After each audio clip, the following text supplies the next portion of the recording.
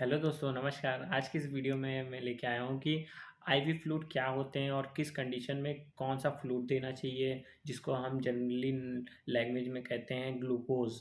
Glucose चढ़ाना, लोग कहते नहीं बोतल चढ़ा दो ठीक हो जाएगा ग्लूकोज। तो क्या ग्लूकोज होता है, आज हम यही बताएंगे आपको कि ग्लूकोज क्या होता है। तो चलिए पहला हम बोतल की बात कर लेते हैं। इसका नाम है एनएस। ये सोडियम क्लोराइड इंजेक्शन है। 0.9% वेट बाय वॉल्यूम। इससे बढ़ के भी आता है, 3% भी आता है और उससे भी कम आता है। ये 0.9% है। तो इस ये किस चीज़ में यूज़ होता है हम लोग का। ये आईवी फ्लूइड हम लोग इसलिए देते हैं, किसी को जैसे बीपी लो हुआ हो, या किसी के ब्लड में सोडियम लेवल कम हुआ हो, या किसी बॉडी डिहाइड्रेटेड हो, या कोई पेशेंट डायबिटिक हो, तो उस कंडीशन में भी हम सोडियम क्लोराइड देते हैं। क्योंकि इसमें डेक्सट्रोज इंजेक्शन नहीं होता है, तो अगर डायबिटिक पेशेंट को हम डेक्सट्रोज इंजेक्शन देंगे तो उसको हार्म करेगा, उसकी शुगर बढ़ जाएगी, जिससे कि दिक्कत हो जाएगी।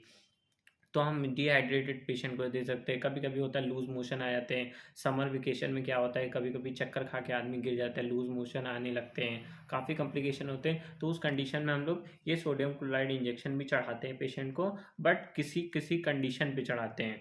जब वो किस टाइप का पेशेंट है उस कंडीशन में हम लोग चढ़ाते हैं। तो ये सोडियम क्लोराइड इंजेक्शन है। अब हम दूसरे फ्लूइड की बात कर लेते हैं। तो दूसरा फ्लूइड है हमारा आरएल। इसका फुल फॉर्म होता है कंपाउंड सोडियम लेसिटेट इंजेक्शन। ओके, इसका फुल फॉर्म होता है कंपाउंड सोडियम लेसिटेट इंजेक्शन। इसे हम किस कंडीशन में देते हैं, इसे हम देते हैं जैसे किसी के बीपी लो हुआ, उस कंडीशन में हम लोग आरएल दे देते हैं। और किसी को जैसे बॉडी डिहाइड्रेटेड हुई, या कुछ भी कॉम्प्लिकेशन, उसको काफ़ी वीकनेस आ रही है, वो खड़ा नहीं हो पा रहा है, बेहोश हो जा रहा है, तो उस कंडीशन में हम लोग आरएल दे देते हैं, जिससे कि पेशेंट होश में आ जाता है और ठीक हो जाता है, और जो वीकनेस होती है उसकी वो कम हो जाती है, वो चलने फिरने लगता है अच्छे से। उस कंडीशन में भी हम लोग ये आरएल देते हैं, जिसको जनरली लैंग्वेज में हम लोग ग्लूकोज कहते हैं। तो यही फ्लूइड्स होते हैं जिनको हम ग्लूकोज कहते हैं। तो ये आरएल है। इसमें अगर हम ये डायबिटिक पेशेंट को भी देते हैं तो उससे कोई हार्म नहीं होगा, क्योंकि इसमें डेक्सट्रोज इंजेक्शन नहीं है। हम इसे डायबिटिक पेशेंट को भी दे सकते हैं, उससे चढ़ाने से शुगर नहीं बढ़ेगी। तो ये आरएल का यूज़ है। अब अब हम नेक्स्ट बोतल की बात कर लेते हैं। ये डीएनएस।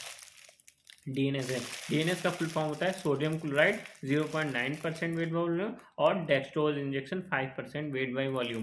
मतलब इसमें देखिए, पहले हमने एनएस दिखाया था, उसमें केवल 0.9% सोडियम क्लोराइड ही था। इसमें क्या है, इसमें 5% weight by volume dextrose injection बढ़ा दिया गया है।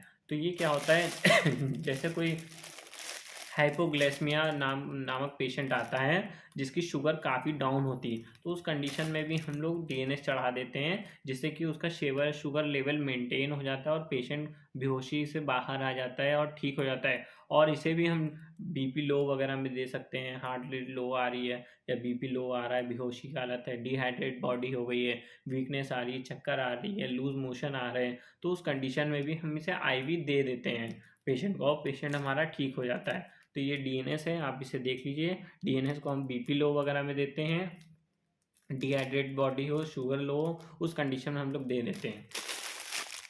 अब हम नेक्स्ट वीडियो की बात, नेक्स्ट फ्लूइड की बात करते हैं। ये डी 5% है।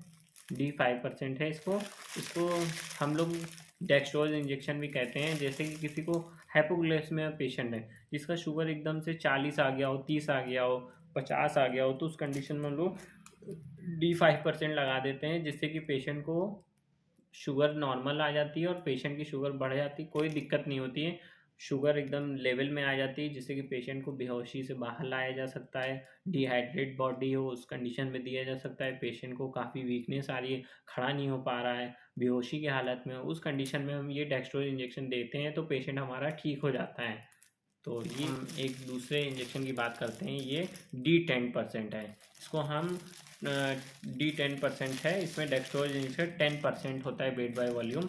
तो उस कंडीशन में हम लोग, जैसे कोई हाइपोग्लाइसेमिया जिसकी शुगर डाउन हुई हो, उस कंडीशन में हम लोग इसको दे सकते हैं, जिससे कि पेशेंट की शुगर एकदम से नॉर्मल आ जाती है और पेशेंट ठीक हो जाता है हमारा, और उसको वीकनेस वगैरह नहीं आती है। ये होती है। अब हमारा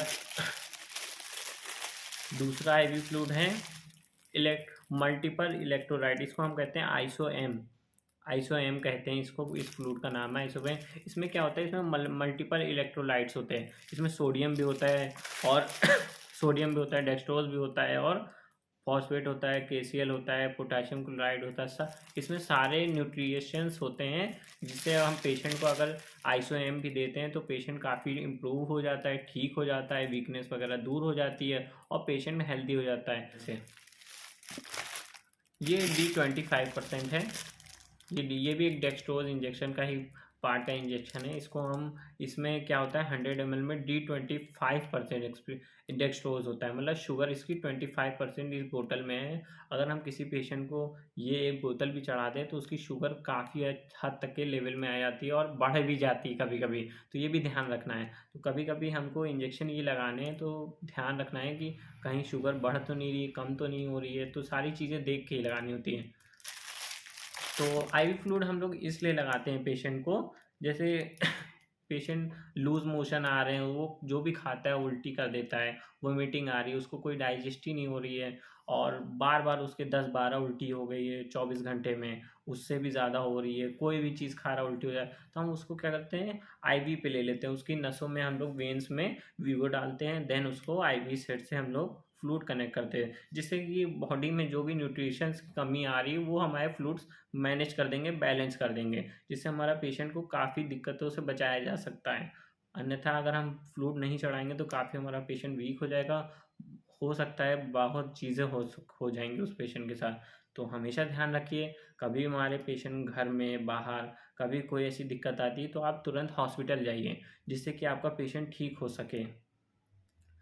और कभी भी अपने घर में कोई भी ऐसा काम ना करें जिसकी आपको नॉलेज ना हो, कोई आई फ्लूइड लगाना ये सब कभी नहीं, आप हॉस्पिटल जाइए, डॉक्टर से कंसल्ट करिए, देन जो करना होगा वो डॉक्टर हॉस्पिटल करेगा, आपको कुछ नहीं करना है। आपको मैं बस एक नॉलेज के पर्पज़ से ये आपको बता रहा हूँ, काफ़ी बच्चे नर्सिंग का कोर्स करते हैं, मैं उनके लिए बता रहा हूँ कि नॉलेज के लिए, बस ये नहीं कि आप उसे घर में ही यूज़ करने स्टार्ट कर दें, ये गलत बात है। थैंक यू सो मच, मैं लेके आऊँगा आपको नेक्स्ट वीडियो।